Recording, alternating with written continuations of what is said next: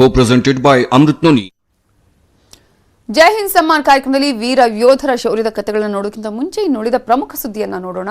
ಅಪ್ಪು ಸಾಯುವ ಮುನ್ನಾ ದಿನ ವೈರಾಗ್ಯದ ಮಾತುಗಳನ್ನಾಡಿದ್ರು ಅಂತ ನಟ ರಮೇಶ್ ಅರವಿಂದ್ ಭಾವುಕರಾಗಿದ್ದಾರೆ. ಕಾರ್ಯಕ್ರಮವೊಂದರಲ್ಲಿ ಮಾತನಾಡಿದ ರಮೇಶ್ ಅರವಿಂದ್, ಅಪ್ಪು ಕೊನೆಯದಾಗಿ ನನ್ನ ಬಳಿ ಮಾತನಾಡಿದ್ರು. ಆಗ ಬುದ್ಧ, ಬೆಳಕು, ಕತ್ತಲು, ವೈರಾಗ್ಯದ ಬಗ್ಗೆ ಮಾತನಾಡಿದ್ರು ಅಂದಿದ್ದಾರೆ. ಬೆಳಕು ಹೋದ್ಮೇಲೆ ಕತ್ತಲು ಬರ್ಬೇಕಲ್ವಾ ಸರ್, ಅದೇ ಜೀವನ ಅಂತ ಹೇಳಿದ್ರಂತೆ ಅಪ್ಪು. ಇದಾಗಿ ಮಾರನೇ ದಿನ ನಾವೆಲ್ಲ ಪ್ರೀತಿಸುವ ಅಪ್ಪನ್ನ ಕಳ್ಕೊಳ್ತೀವಿ ಅಂದ್ರೆ ನಂಬೋಕೆ ಸಾಧ್ಯವಾಗ್ತಿಲ್ಲ ಅಂತ ರಮೇಶ್ ಅಪ್ಪುವನ್ನ ನೆನಪು ಮಾಡಿಕೊಂಡ್ರು. ಕಣ್ಣಲ್ಲಿ ಕಣ್ಣಿಟ್ಟು 2 ಗಂಟೆ ಮಾತನಾಡಿದ ವ್ಯಕ್ತಿ ಮುಂದಿನ ದಿನವೇ ಆ ಕಣ್ಣನ್ನೇ ದಾನವಾಗಿ ಕೊಡ್ತಾರೆ ಅಂದ್ರೆ ಊಹೆ ಮಾಡೋಕ್ ಸಾಧ್ಯನಾ? ಇನ್ನೊಬ್ಬ ಡಾನ್ಸರ್ ಬರಬಹುದು, ಮತ್ತೊಬ್ಬ ಫೈಟರ್ ಬರಬಹುದು, ಆದರೆ ಅಪ್ಪು ಜಾಗವನ್ನ ತುಂಬೋದು ತುಂಬಾ ಕಷ್ಟ. ಆ ಶೂನ್ಯ ಹಾಗೇ ಇರುತ್ತೆ. ಈಗ ಉಳಿದಿರೋದು ಅಪ್ಪು ಸಿಹಿ ನೆನಪುಗಳು ಮಾತ್ರ ಅಂತ ಹೇಳಿ ರಮೇಶ್ ಅರವಿಂದ್ ಭಾವುಕರಾಗಿ ಮಾತನಾಡಿದ್ರು. ಅದಕ್ಕೆ ಪ್ರೀವಿಯಸ್ ಡೇ ಗುರುಕರನ್ ಮನೆಯಲ್ಲಿ ಊಟ ಕರೆದಿದ್ರು ಗುರು. ನಾನು, ಅಪ್ಪು, ನನ್ನ ಹೆಂಡತಿ ಅರ್ಚನಾ, ಅವ್ರ ಹೆಂಡತಿ ಅಶ್ವಿನಿ ಒಂದು ಕಾರ್ನಲ್ಲಿ ಕೂತ್ಕೊಂಡಿದ್ವಿ. 2 ಗಂಟೆ ಕಾಲ ಇವ್ರ ಜೊತೆ ನಾನು ಮಾತಾಡಿದೀನಿ. ಇಷ್ಟು ದಿನ ಅಪ್ಪು ಜೊತೆ ಮಾತಾಡಿದ್ದೀನಿ, ಎಲ್ಲೆಲ್ಲೋ ಮಾತಾಡಿದ್ದೀನಿ. ಬಟ್ ಅವತ್ತು ಕನೆಕ್ಟ್ ಮಾಡಿತಾರ ನಾವು, ಆ ತರ ಒಂದು ಕನೆಕ್ಷನ್. ಕಣ್ಣಲ್ಲಿ ಕಣ್ಣಿಟ್ಟು 2 hours ಮಾಡಿದ ವ್ಯಕ್ತಿ ಮುಂದಿನ ದಿನ ಆ ಕಣ್ಣಿನ ದಾನವಾಗಿ ಕೊಡ್ತಾರೆ ಅನ್ನೋದು ಕ್ಯಾನ್ ಯು ಬಿಲೀವ್?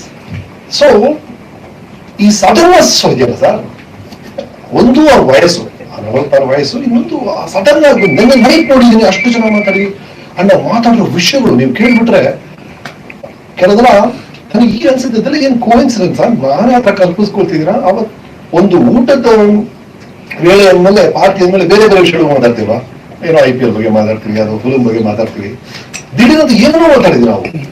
ನಾನು ಇಲ್ಲಿ ಕೂತಿದ್ದೀನಿ, ಅಪ್ಪು ಇಲ್ಲಿ, ನಾನು ಅಪ್ಪು ಮಾತಾಡ್ತಾ ಇದ್ವಿ. ಅನಿರುದ್ಧ ಬೇರೆ ಅಲ್ಲಿ ಸೇರ್ಕೊಂಡ್ರು ಆ ಟೈಮಲ್ಲಿ. ನಾನು ಅಪ್ಪು ಹೇಳ್ತಾ ಇದ್ದೀನಿ, ಅಪ್ಪು ಬುದ್ಧ ಒಂದ್ ಕಡೆ ಹೇಳ್ತಾನೆ, ನಾವು ಜೀವನದಲ್ಲಿ ತುಂಬಾ ಇಷ್ಟಪಡುವ ಎಲ್ಲಾ ವಿಷಯಗಳನ್ನು ಒಂದಲ್ಲ ಒಂದಿನ ಕಳ್ಕೊಳ್ಳೇಬೇಕಾಗತ್ತೆ. ನನ್ ಕೂದಲು ತುಂಬಾ ಇಷ್ಟ ಅಲ್ಲ, ಅದೊಂದಿನ ಬಿಡುತ್ತೆ ಕಣೋ. ಹಲ್ಲಂದ್ರೆ ಇಷ್ಟ ಅಲ್ಲ, ಅದು ಬಿಡುತ್ತೆ ಕಣೋ. ನಿನ್ ಯೌವನ ಅಂದ್ರೆ ಸಂಭ್ರಮ ಪಡ್ತೀವಲ್ಲ ಕಣ, ಅವೆಲ್ಲ ಮುಪ್ಪು ಕಾಲಿಂಗ್ ನೋಡಿ ಕಾಯ್ತಾ ಇದೆ ಕಣೋ ಅಂತ ಬುದ್ಧ ಹೇಳಿದ್ದಾನೆ. ಎಂತ ಮಾತು ಅಪ್ಪು ಅಂತ. ಅಪ್ಪು ಹೇಳಿದ್ರು, ಹೌದು ಸರ್, ಬೆಳಕ್ ಹೋದ್ಮೇಲೆ ರಾತ್ರಿ ಬರ್ಲೇಬೇಕಲ್ಲ ಸರ್, ಅದೇನು ಸರ್ ಜೀವನ ಅಂತ ಹೇಳಿದ್ರು. ಅನಿರುದ್ಧ ಇದೇನು ಸರ್ ವೈರಾಗ್ಯ ಅನ್ನೋದು, ಈ ತರ ಎಲ್ಲ ಮಾತಾಡಿದೀವಿ. ಅದ್ರ ನೆಕ್ಸ್ಟ್ ಡೇ ನಾವು ಅಷ್ಟು ಪ್ರೀತಿಸುವಂತ ಅಪ್ಪುನೇ ನಾವು ಕಳ್ಕೊಳ್ತೀವಿ ಅಂದ್ರೆ, ಆಮೇಲೆ ನನಗೆ ಈ 1 ವಾರದಿಂದ ಟಿವಿಯಲ್ಲಿ ನೋಡ್ತಾ ಇದ್ದಾರೆ ಸರ್, ಇದೆಲ್ಲ ನೋಡ್ತಾ ಇದ್ದಾಗ ಅನಿಸುತ್ತೆ, ಯಾಕಪ್ಪ ನಾವೆಲ್ಲ ಮನಸ್ಸೋತ್ವಿ, ಎಲ್ರು ಮನಸ್ಸೋತ್ವಲ್ಲಪ್ಪ, ಯಾಕಪ್ಪ ಮನಸ್ಸೋತ್ವಿ, ಸ್ಟಡಿ ಮಾಡ್ಬೇಕಲ್ಲಪ್ಪ. ಆಗ DVG ಅವ್ರು ಹೇಳಿದ ನೆನಪಾಗುತ್ತೆ. DVG ಅವ್ರು ಹೇಳ್ತಾರೆ, ಈ ಹುಲ್ಲಿದೆಯಲ್ಲ, ಈ ಎಲೆ ಇದೆಯಲ್ಲ, ಇಷ್ಟು ಹಸಿರಾಗಿದೆಯಲ್ಲಪ್ಪ, ಈ ಹಸಿರು ಕಾರಣ ಏನು?